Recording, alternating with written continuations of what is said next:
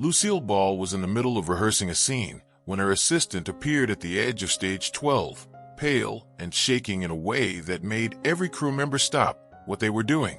Desi was here. Desi, who wasn't supposed to be at Desilu Studios anymore. Desi, whose lawyers had explicit instructions to keep him away during filming. The separation had been vicious for 8 months now, and everyone in Hollywood knew how this marriage ended. He demanded this meeting not to discuss custody of the kids, not to negotiate the studio buyout, but to finally tell Lucy something he'd kept buried for 23 years, something about that last night in Cuba before his family fled the revolution. The producers thought Lucy would refuse to see him, thought she'd have security escort him out like she'd done twice before. But when Desi sent word through her assistant that he was ready to tell her the truth about why he destroyed everything they built, about the real reason behind every affair and every bottle and every lie, something shifted in the Queen of Comedy's face. What Desi confessed in that locked dressing room, the secret he'd carried since he was 14 years old watching soldiers drag his family from their mansion in Santiago, and how Lucy collapsed to the floor after finally understanding what had been broken inside the man she loved for 2 decades, would change both of them forever. This wasn't another fight about infidelity. This wasn't another scene in their public divorce drama. This was the moment when Lucy discovered that the man who'd betrayed her 100 times had been running from a trauma so devastating that destroying their marriage was the only way he knew how to survive it. And when he finally said the words out loud, when he finally trusted her with the truth he'd never told anyone, not his therapist, not his priest, not even his own mother, Lucy realized she'd been married to a stranger the entire time. March 15, 1960. Desilu Studios, Stage 12, Hollywood, California. Just another Monday morning rehearsal for the Lucy Desi Comedy Hour. Lucy was on fire that day. The script was tight. The blocking was perfect. Vivian Vance was nailing every line. Everything was running exactly on schedule. Then Harriet McLean, Lucy's personal assistant for 12 years, appeared in the doorway of Stage 12. She never interrupted rehearsals. Never. Lucy saw her immediately and felt her stomach drop. Harriet walked across the soundstage during a lighting adjustment. She leaned in close, her voice barely a whisper. "Lucy, Desi's downstairs in your dressing room. He won't leave. He says he needs to talk to you. He says it's about Cuba." Lucy's face went white. "About what?" "Cuba. He said you'd understand. He said he's ready to tell you everything." The divorce papers had been filed 6 weeks earlier. Their lawyers had one rule: no direct contact. Everything goes through legal counsel. Desi had violated restraining orders before, shown up drunk at the studio, caused scenes that made the trades. But Harriet's face told Lucy this was different. "How does he look?" "Sober. Completely sober." "And Lucy, he's been crying." Lucy looked toward the stage exit, then back at her cast and crew, all of them pretending not to watch this conversation. She'd built Desilu Studios from nothing. She'd bought out Desi's share. She'd proven she could run the empire without him. The last thing she needed was another dramatic confrontation that would end up in Hedda Hopper's column by sunset. But Cuba. Desi never talked about Cuba. In 23 years of marriage, he'd mentioned the revolution maybe 3 times, always deflecting, always changing the subject, always pouring another drink when she pushed for details. If he was ready to talk about Cuba, something had changed. "Tell him I'll be down in 10 minutes. Clear the dressing room. I don't want witnesses." "Lucy, are you sure? If this is another manipulation, I don't have to." "No. If he's talking about Cuba, I need to hear it." Lucy turned to her director. "Take 30, everyone. I need to handle something personal." The cast dispersed. Lucy walked toward the stairs that led to the dressing rooms, her heels echoing on the concrete floor. 23 years of marriage, 2 children, an empire built together, and she was about to discover she'd never known the real man at all. Desiderio Alberto Arnaz, YDHA3, was born March 2, 1917, in Santiago de Cuba. His family owned 3 of the largest estates in Orient Province. His father was the youngest mayor in Cuban history.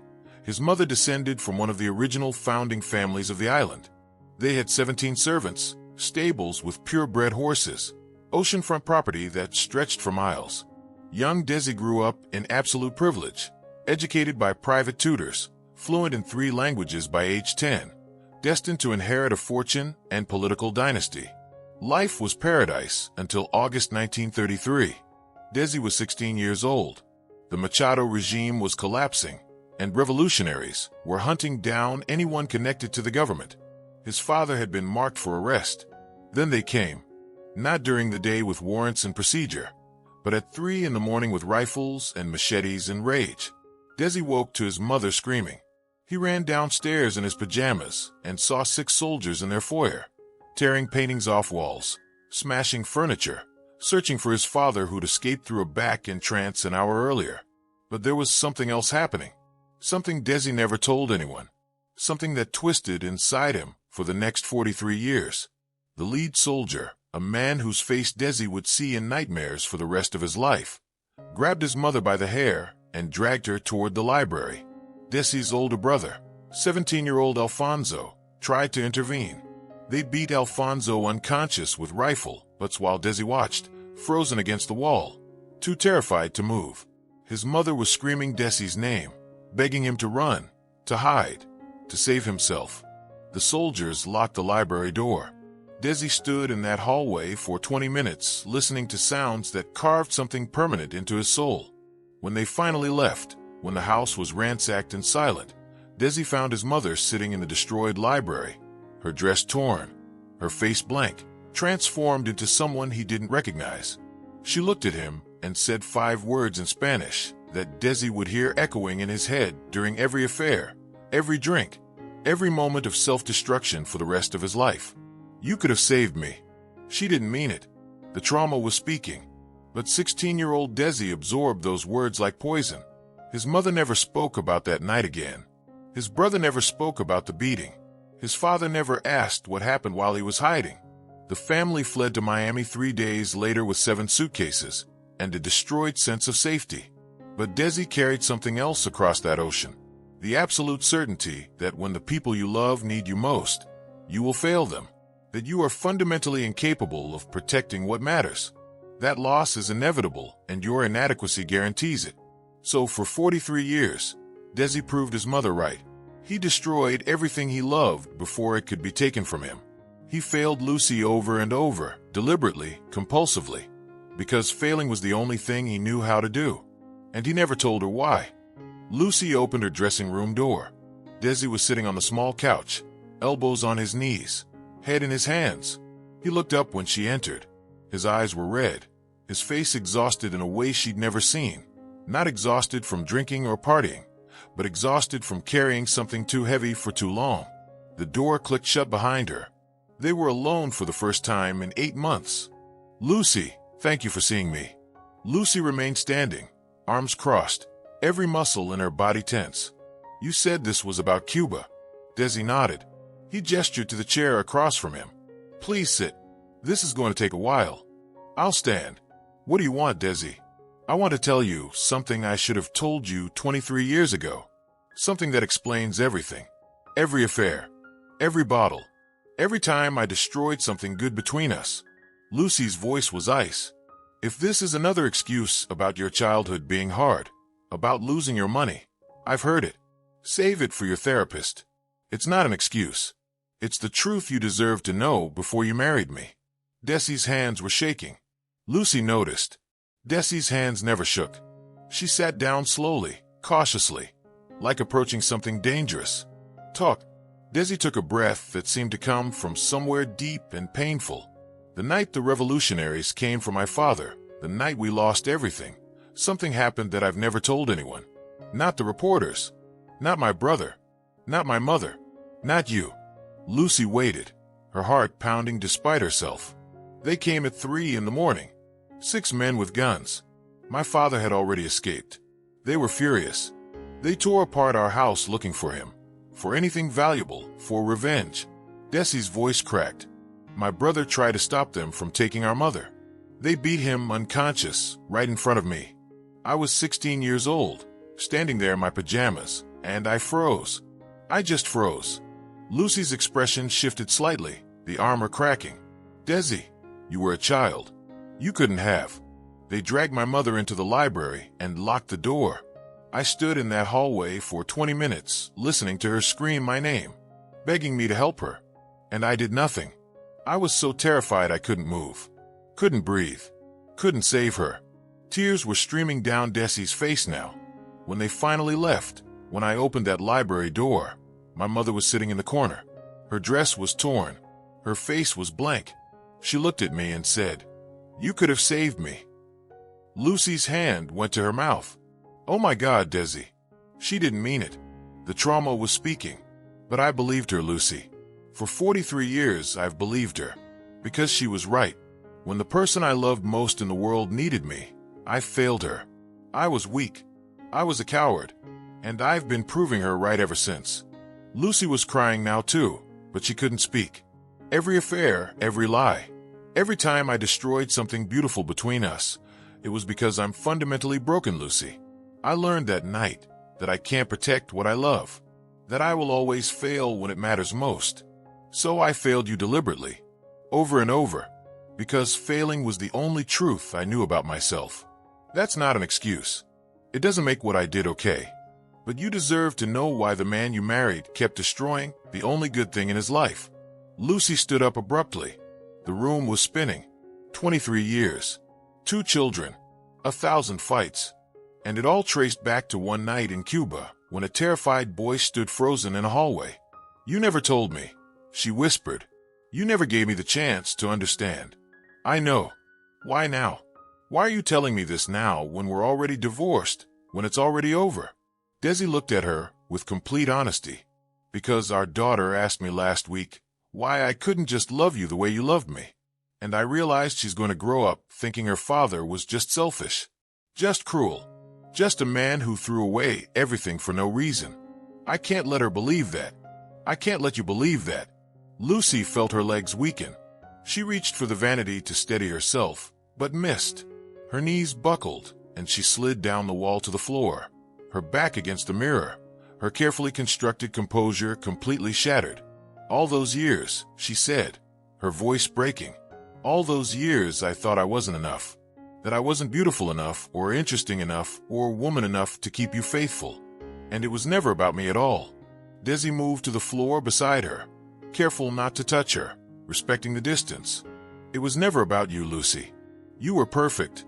You were everything. That's why I had to destroy it. Because perfect things get taken away. And I'd rather destroy them myself than wait for fate to do it. Lucy covered her face with both hands and sobbed. The kind of sobbing that comes from years of stored pain finally finding context. I wish you'd told me, she said through her tears. God, Desi, I wish you'd told me when there was still time. Desi sat on the floor beside her. 2 people who'd built an empire together, now broken on a dressing room floor, surrounded by costumes and old scripts and the ghost of who they used to be. It is too late, isn't it? Desi said quietly, his voice hollow. Lucy nodded, wiping her eyes with the back of her hand, mascara streaking down her face. The divorce is final next month. The lawyers have divided everything. We've hurt each other too much, Desi. We've gone too far. I know. But Lucy looked at him, really looked at him, seeing past the charming Ricky Ricardo smile, past the unfaithful husband, past the brilliant producer, and for the first time seeing the terrified 16-year-old boy who never healed. I need to tell you something now, and you need to hear me. Okay, what happened to you that night in Cuba, what you saw, what you survived? That wasn't your fault. You were a child. You were powerless. Your mother's words came from her own trauma, not from truth. Desi's face crumpled. But I should have. You couldn't have. No 16-year-old could have fought armed soldiers. Your survival instinct wasn't cowardice, Desi. It was human. Lucy's voice was stronger now, finding solid ground. But what you did to our marriage because of that night, that you have to own, that was your choice. You let a trauma from decades ago dictate how you loved me, how you loved our children, how you lived your entire adult life. And that wasn't fair to any of us. Desi was openly weeping. I know that now. Do you? Do you really understand that you created the very abandonment you were so afraid of? You destroyed us, trying to protect yourself from losing us. Yes, Lucy took a shaky breath. I forgive you for not telling me. I forgive you for carrying this alone. I forgive you for being so broken. You didn't even know you needed help. But I can't forgive the affairs. I can't forgive the drinking. I can't forgive the years. You let me believe I was the problem. Desi nodded, accepting the truth. I don't expect you to. I don't deserve your forgiveness for those things. Lucy wiped her face again, trying to compose herself. But maybe we can do something. Maybe it's too late to save the marriage, but it's not too late to save the truth. For our kids. For ourselves. What are you saying? I'm saying we tell Lucy and Desi Jr. the real story. Not the Hollywood version. Not the tabloid version. The truth about what you survived and how it broke you. So they understand that their father wasn't a monster. He was a wounded man who never learned how to heal. Desi looked at her with something like hope breaking through the devastation. You do that? After everything? Lucy reached over and took his hand. The first time she'd voluntarily touched him in almost a year. I'll do it because our children deserve to understand that sometimes good people do terrible things because they're carrying invisible wounds. And because maybe, just maybe, if we're honest about your pain, they won't repeat your patterns. They sat in silence for a long moment, hands connected. Two people who'd loved each other catastrophically finally finding a thread of understanding. Desi, can I ask you something? Anything. That night in the library, after the soldiers left, did anyone ever help your mother? Did she ever get to talk about what happened to her? Desi shook his head. We never spoke of it again. Not once. My father pretended it didn't happen. My brother buried it. My mother just went silent. We fled to Miami and acted like our old life simply ended. Not like it was violently ripped away.